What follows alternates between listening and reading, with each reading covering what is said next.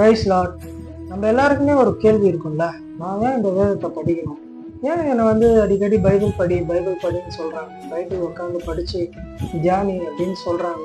ஏன் அதை வந்து என்னை வந்து போட்டு அதில் வந்து என்னை ஃபோர்ஸ் பண்றாங்க? வீட்லையா இருக்கட்டும், இல்லை நம்மளை சுற்றி இருக்கிறவங்களா இருக்கட்டும், ஏன் பைபிள் நான் தான் சர்ச்சைக்கு போறேனே, டெய்லி எடுக்கிற மெசேஜ் எல்லாம் நான் வந்து கேட்குறேனே, அப்படியே இருந்தாலுமே என்னையா வந்து பைபிள் படிக்க சொல்றாங்க அப்படின்னு நம்ம எல்லாருமே யோசிப்போம் இல்லையா? ஆனா ஏன் வந்து ஆண்டவர் பைபிள் படிக்க சொல்றாரு? அப்ப பைபிள் படிக்கிறவங்களுக்கு அப்படி என்ன ஒரு ஆண்டவர் வந்து ஒரு விஷயத்த வச்சிருக்கிறாரு அப்படின்றத நம்ம இன்றைக்கு பார்க்கலாம் வாங்க. 1 சங்கீதம் 2வது வசனத்துல பாத்தீங்க அப்படின்னா, கர்த்தருடைய வேதத்தில் பிரியமா இருந்து இரவும் பகலும் அவருடைய வேதத்தில் தியானமா இருக்கிற மனுஷன் பாக்கியவான் அப்படின்றார். ஆண்டவர் இப்பேற்பட்டவர்களை வந்து பாக்கியவான் அப்படின்றார். இப்பேற்பட்டவர்கள் அவருடைய வேதத்தின் மேல ரொம்ப பிரியமா இருந்து இந்த வேதத்தை நான் இரவும் பகலமா வந்து நான் தியானித்து கொண்டிருக்கிறேன் அப்படின்றப்ப இப்பேற்பட்டவர்கள்லாம் வந்து பாக்கியவான் அப்படின்னு ஆண்டவர் சொல்றாரு. ஏன் பாக்கியவான் சொல்றாரு அப்படின்னு பாத்தீங்க அப்படின்னா, அடுத்து 3வது வசனத்துல பாருங்க, அவன் நீர்க்கால்களின் ஓரமாய் நடப்பட்டு தன் காலத்தில் தன் கனியை தந்து இலையுதிராக இருக்கிற மரத்தை போல் இருப்பான், அவன் செய்வதெல்லாம் வாய்க்கும் அப்படின்னு ஆண்டவர் சொல்றாரு இல்லையா? அப்ப எப்படி வந்து ஒரு இந்த ரிவர் போயிட்டு இருக்கிற தண்ணி போயிட்டு இருக்கிற ஒரு பக்கத்துல ஒரு மரம் இருந்தா அது வந்து அது பாத்தீங்க அப்படின்னா வாடி போகாது. ஏன்னா அதுக்கு தேவையான தண்ணி வந்து கிடைச்சிக்கிட்டே இருக்கும்.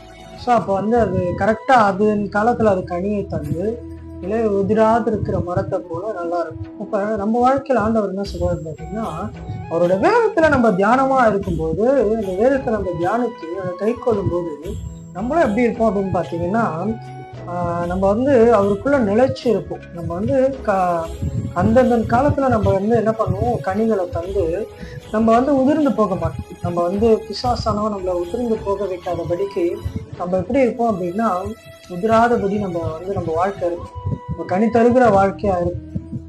அப்ப அடுத்த வருஷத்துல அந்த அடுத்த லைன்ல பாத்தீங்க அப்படின்னா, அவன் செய்வதெல்லாம் வாய்க்கும் அப்படின்னு இருக்கு.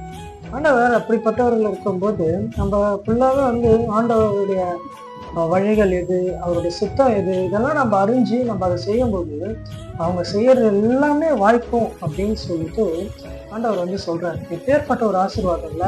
அவன் வந்து என்னைக்குமே வந்து இலையுதிராத மரம் போல இருப்பான். அதன் காலத்துல அவன் கனியை கொடுப்பான். முக்கியமா அவன் செய்வதெல்லாம் வாய்க்கும் அப்படின்னு சொல்லி ஆண்டவர் சொல்றாரு இல்லையா? அதனாலதான் இப்பேற்பட்டவனா இருக்கிறவர்கள் பாக்கியவான்கள் அப்படின்னு ஆண்டவர் சொல்றாரு.